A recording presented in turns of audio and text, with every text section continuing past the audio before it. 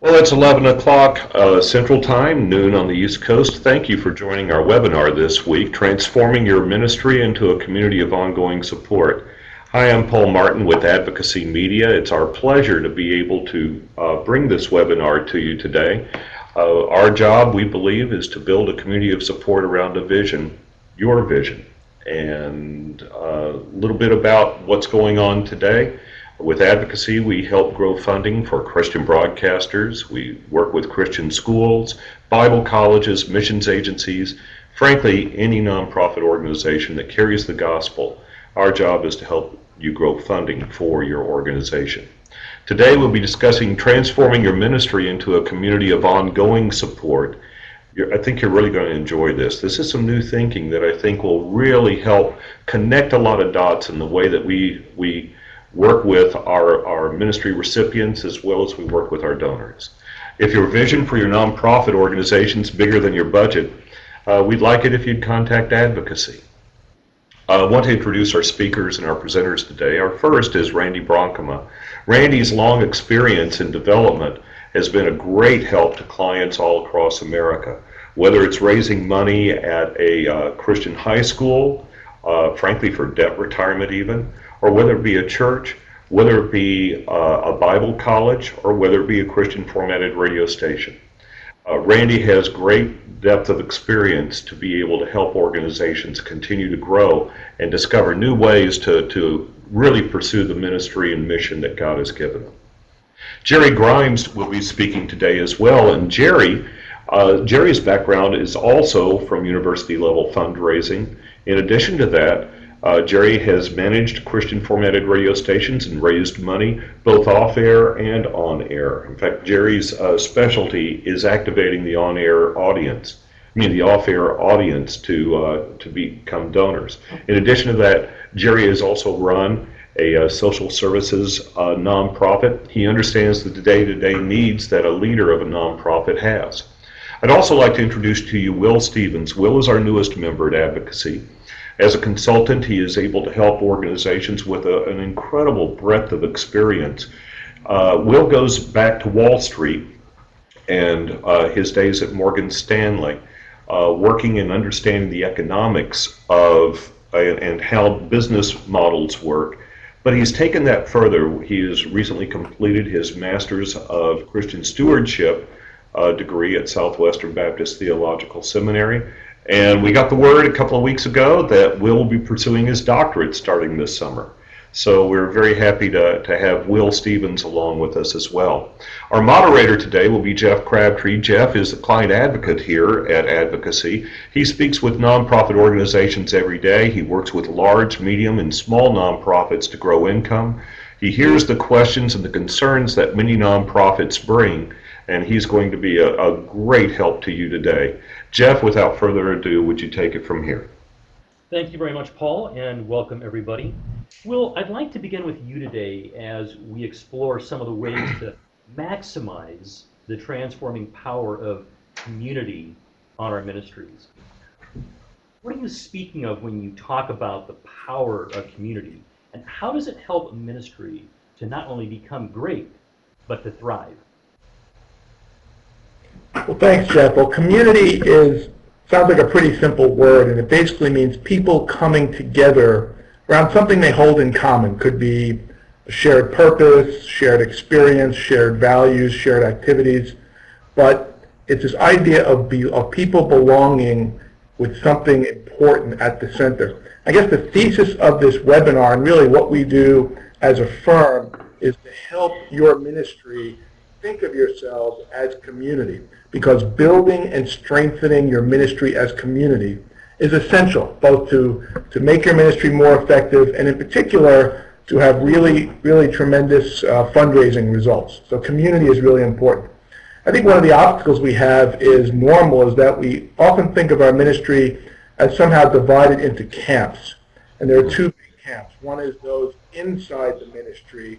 That would be the leadership, the staff. We think of them as being inside the ministry.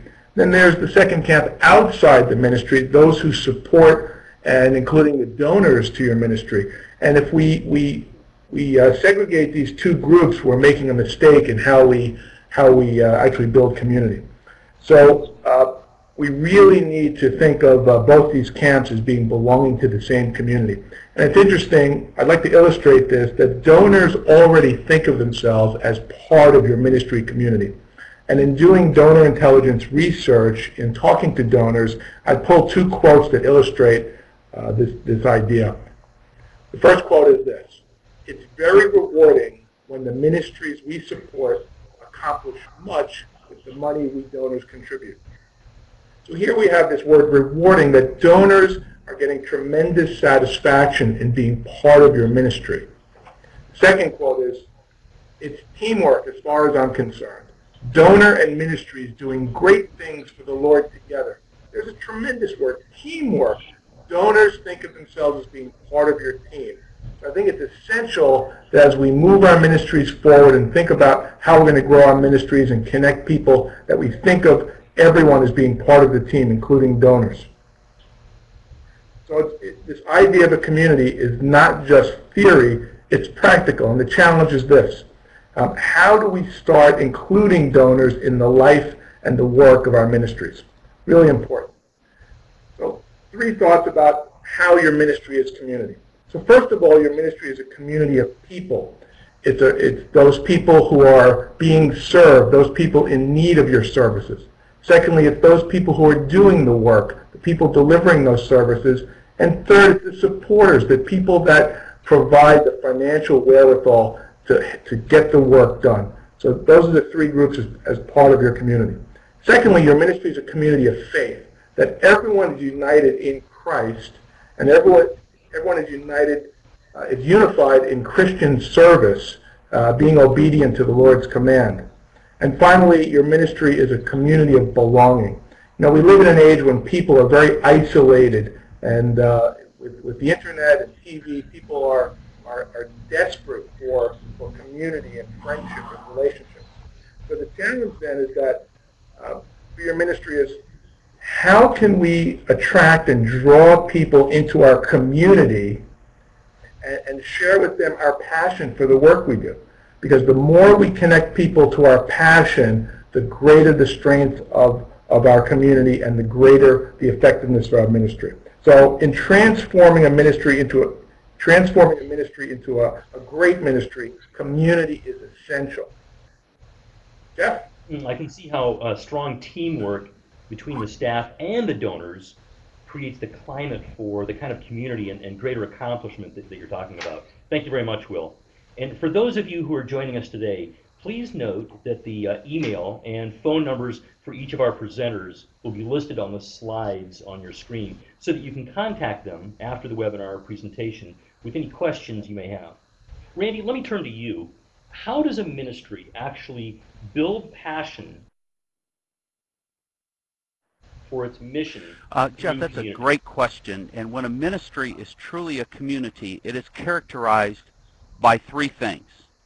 Ephesians 4:12 and 13 say this: "To equip his people for works of service, so that the body of Christ may be built up until we all reach unity in the faith and in the knowledge of the Son of God, and become mature, attaining to the whole measure of the fullness of Christ."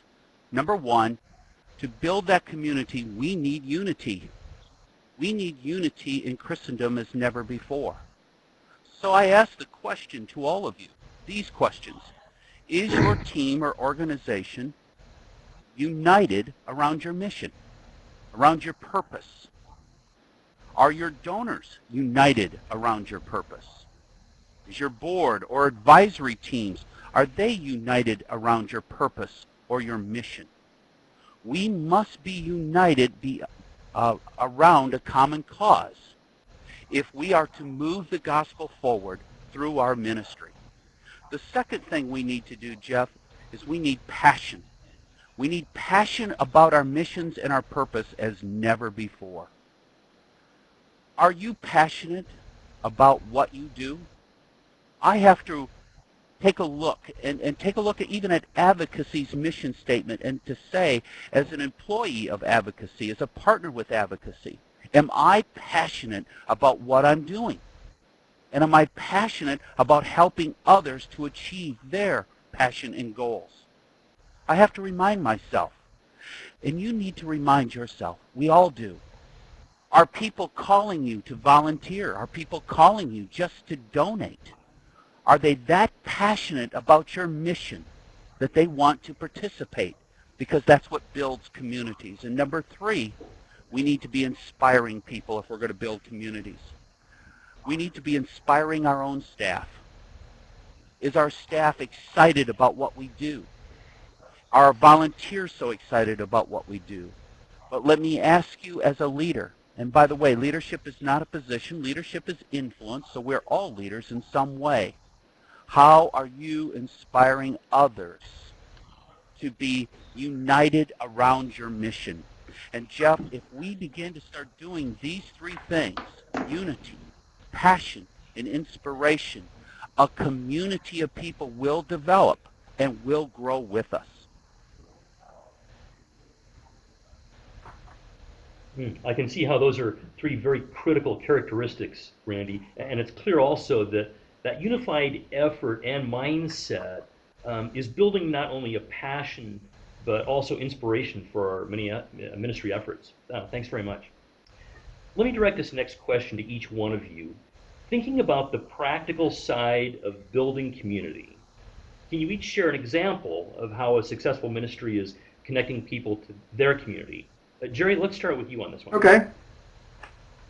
I feel like one of the things you could do real quickly is sit down with your staff, your volunteers, your board members, and do an exercise that I call treasure mapping.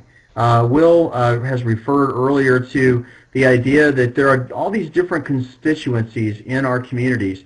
There are volunteers, there are staff members, there are board members, there are certainly donors, and sometimes we compartmentalize those relationships, and we don't ever really want the staff to mix that much with the donors or the volunteers to have that much to do with maybe the donors or the board members. But it's important to understand that there may already be key relationships in existence there. So what a treasure map does is it helps you understand the relationships that already exist. And you sit down with each staff member and a list of your top donors, and you go through the list and you ask who knows whom. Who knows this person? What do you know about them? And I've found in some of the nonprofits I'm working with that there are staff members who are actually related to some of the top donors, and the president of the nonprofit or the general manager of the Christian radio station didn't even know that. So you're sitting there and you're talking to your staff member about who gives to the station significantly, and you find out that one of your top donors is somebody's uncle or somebody's cousin or maybe somebody's aunt or friend or neighbor or mom's friend or relative or whatever. And treasure mapping allows you to understand these relationships and find out more information about the people in your community so you can build relationships and build connections and help understand how to make things more effective in terms of your fundraising or your development program.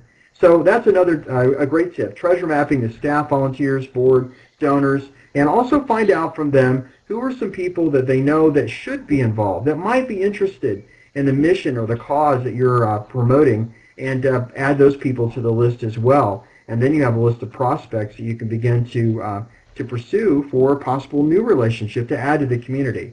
The other thing is to add some regularly scheduled events to your calendars. Make sure that you have some places on the calendar. They could be breakfasts, they could be lunches, they could be brunches, drop-ins, open houses, that kind of thing, that are point of entry events. These are places where somebody who doesn't know much about you can come and in about a half an hour, 45 minutes, get a tour, get an understanding of what God is doing right there in your midst, and come away with a really a clear vision and a very compelling vision of what your mission really is. And this is a great way for your existing members of your community to introduce you to new people. Maybe they can invite their friends. They can tell people about you, and it also helps people relate one another as they hear other stories of how the ministry is helping other people. And the story is the last thing that I would say, too. Make sure that you are enlisting your donors and some of the people who have been really helped by your ministry in the fundraising aspect of things. Your champions, the people who believe in you, are so important in helping you raise the funds that you need. Peer-to-peer asking is the best way to get something done. We often think about doing banquets or other fundraising events, and sometimes we'll go to any number of people to ask them to be table hosts. We'll ask staff members.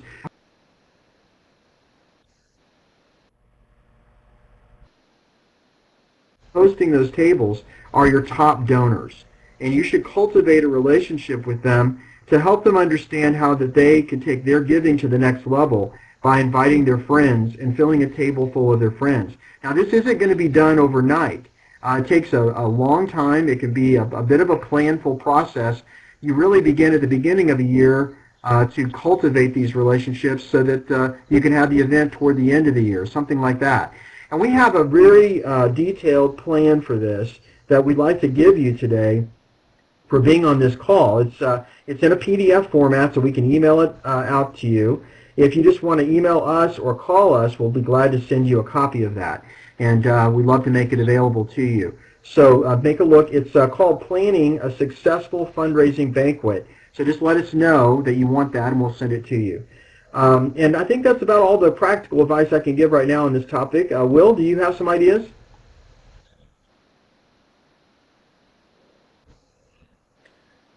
Yeah, thanks, Jerry. I like that idea of treasure mapping, because that treasure mapping reveals that, we do put people into boxes, and we think that, well, donors are giving their treasure and volunteers giving their time, and the staff and leadership are giving of their talents. But in community, people can play multiple roles, but we need to take the initiative. So how do we get people into your community? Well, let's invite them to play multiple roles in your community. In the research we do in talking to your ministry's donors, it's very clear that for donors, it's not just about the money. We may look at them and say, well, he's a donor, he's doing his part, but donors don't look at it that way. For donors, it's not just about the money. They get a lot more fulfillment by being part of your community. When we look at major donors, then we see the bigger dollar signs. We go, wow, they're really doing their part by giving a lot of money, so just leave them where they are. But again, major donors will tell us in our surveys and our research that it's really not just about the money for them. They're in it for much bigger purposes. So here's a story to illustrate that disconnect we have in thinking about donors and membership in the community. There's a ministry that had a retired couple that were among their largest donors. They were very wealthy, very well known in the community, and they were generous givers and very well known. And when they were asked, when the wife was asked, what could the ministry do for you that they're not doing right now? And she said, I wish they'd ask me to help with their gardening and their yard, because I have a passion for flowers, and I spend hours a week at my church taking care of the gardens, and I know this ministry has a garden too, and I would love to help, but no one's ever asked, and I'm uncomfortable just suggesting volunteering to ask on my own. So here's a major donor who wants to be actively involved in the community in your ministry. It has not been asked. So we have to change our thinking and think outside the box about drawing people in as many ways as possible. So that's our challenge, really, in transforming a ministry into a community, is how can you better connect people through activities in the work of your community? I think that's a challenge that has a number of creative answers, and we'd love to work with you in thinking those strategies through. Well, Will, Randy, what do you got? I want to take it to another step and talk about your mission as an organization and building that community with it. We have a ministry that we're working with that is developing, and we have developed a new mission, a new purpose in what we do, called the Bridge of Hope. The Bridge of Hope. And then we're saturating that message, that mission throughout the community and everything we're doing. And we're starting to get, in fact, they're not just starting to come in, they're flooding in from all over. Little stories like, I too was a drug addict and a heavy drinker until 3 years ago when I asked God for help. Thank God I've been sober since. The Bridge of Hope. My home has no peace. If not for Christian radio, I would have lost my faith completely. The Bridge of Hope. My daughter was killed. I was asking God why. I don't understand. Flipping through the radio, a song caught my attention. I have been listening to you ever since. For the first time since that horrible night, I have a sense of peace and, most importantly, hope. A bridge of hope. These stories are flooding in, sharing them with donors, sharing them with friends, making the message that we want to bring hope to this community, and the community is embracing this message. And Jeff, this is really cool to see a mission come alive in a ministry that's embracing the community and is building community. Jeff, that is so cool.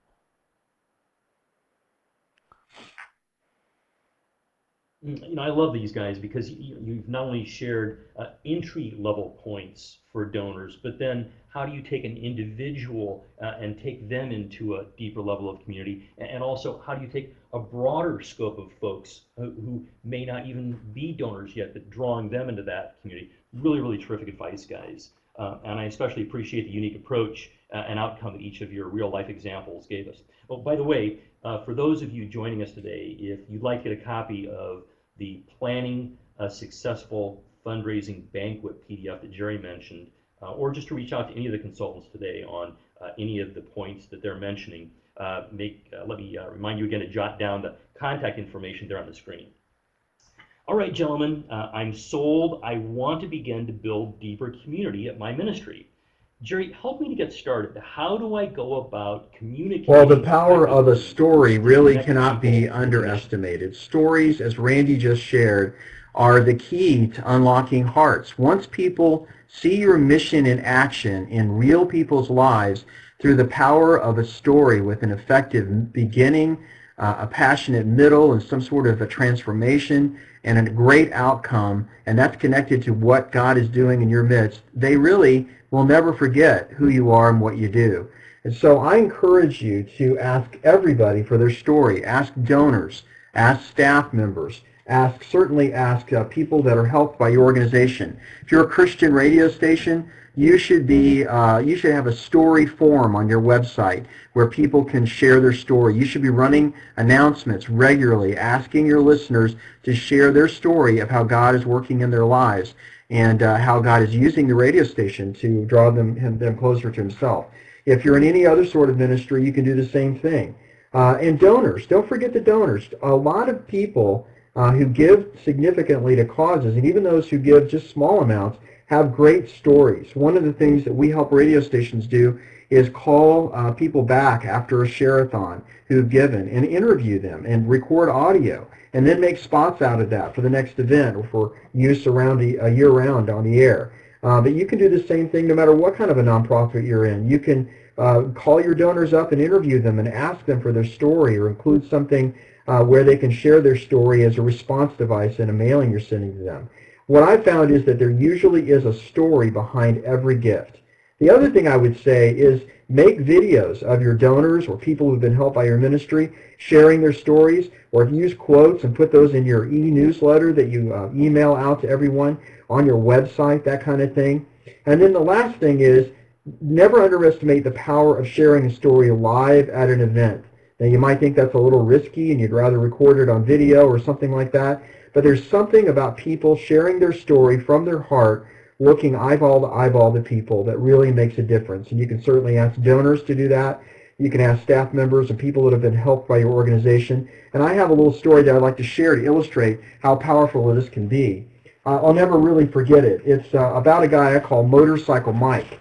And it happened when I was a general manager of a Christian radio station, and we were a station that was totally dependent on our listeners to survive. If donations didn't come in, the radio station wouldn't be around anymore. That's the situation we were in. And we used to do these sort of point of entry events that I was talking about earlier. Ours was a breakfast, and we would provide a buffet breakfast. People would drop by, and our donors would invite their friends to find out more of what the ministry was really about. And it was really a great way to build community. And I had asked Motorcycle Mike to come and speak, and I didn't really know that much about Mike, other than I knew he was a little different, and I knew that he had been listening to the radio station for a long time, and that several years ago through a series of events, the radio station had helped him find Christ and had really helped him truly change his whole life for the better. When Mike walked in the door, for the first time I laid eyes on him, here he was, a really large guy.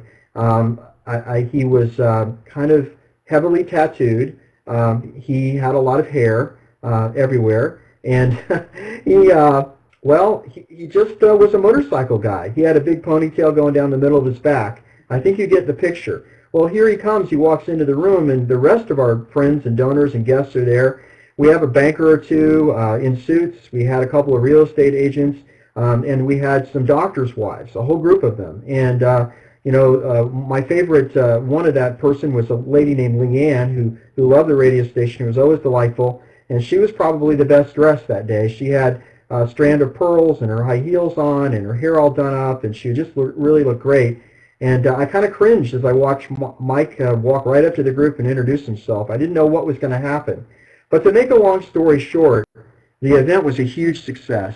Mike shared from his heart about how God had redeemed him from a life as a Hell's Angel, someone who was addicted to drugs and alcohol, and who had many broken relationships in his life and been in trouble with the law, and how that our Christian radio station, in a very special, important moment in his life, had allowed him to find out about who Jesus Christ really was.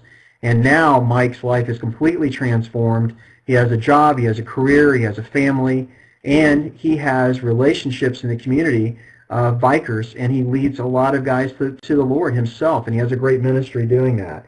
And the power of that testimony really transformed everybody in the room that day and won people over. And it wouldn't have happened if I had thought, well, we don't want a guy like Mike mixing with a group of people like our donors. So I'm so glad that I didn't acted out of haste and didn't really think about it too much, but it taught me a very valuable lesson, that people who are redeemed by the Lord, no matter what they look like, no matter what you think of them or what how they appear, that their stories are real and that their stories are important and they are meant to be shared.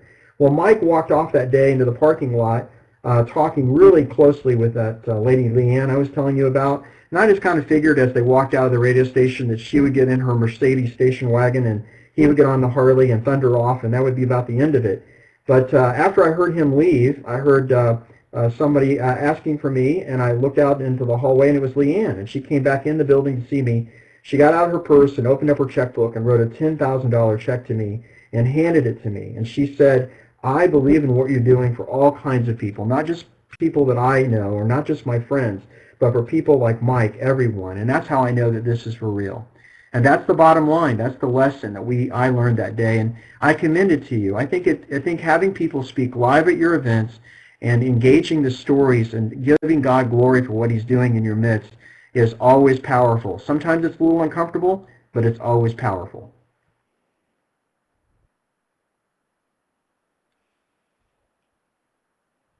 Oh, thank you so much, Jerry. And I got to say, as much as I appreciate the practical, actionable advice you give us, and you give us tons of it, I really especially love the power behind the story of Motorcycle Mike. That was terrific. Folks, if your ministry hasn't thought through how you're going to strengthen the sense of community you've got with your supporters, with your ministry, you definitely need to. Let me challenge you right now to jot out some questions you need to answer for yourselves. These are ones that you need to know about your ministry, how you're going to move forward, how you're going to get people involved, what are the action points that you need to take. And then give Jerry or Randy or Will a call and walk through some of those with them.